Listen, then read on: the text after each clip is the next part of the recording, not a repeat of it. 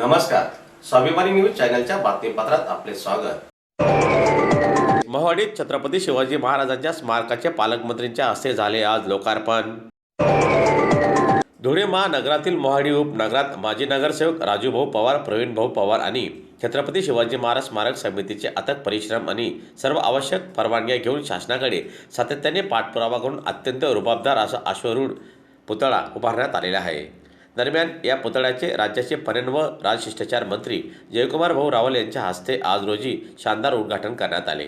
दरम्यान या दिमागदार सोहळ्याला आमदार अनुप अग्रवाल, माजी केंद्रीय राज्यमंत्री डॉक्टर सुभाष भामरे, आमदार राम बधाने, माजी नगरसेवक राजू पवार, प्रवीण पवार, भाजपा महानगर प्रमुख गजेंद्र अंपडकर, ग्रामीण जिल्हा अध्यक्ष बापू खलाने, माजी महापौर प्रदीप करपे, प्रतिभाताई चौधरी, चंद्रकांत बापू सोनार, जयश्रीताई ऐराव, डॉक्टर सुशील महाजन, डॉक्टर माधुरी वाफना, नारायण पाटील, ललित मळी यांच्यासह छत्रपती शिवाजी महाराज स्मारक समितीचे पदाधिकारी, भाजपा नेते, कार्यकर्ते व नागरिक मोठ्या संख्येने उपस्थित होते।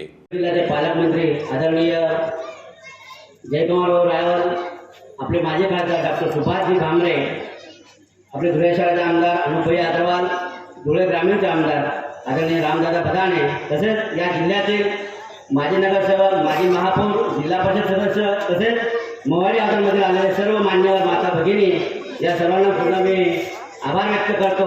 आणि भाऊ, आमची इच्छा आहे की सर्व मोहाडीकरांनी हे स्वप्न तर बघितलं होतं की छत्रपती स्मारक झालं पाहिजे।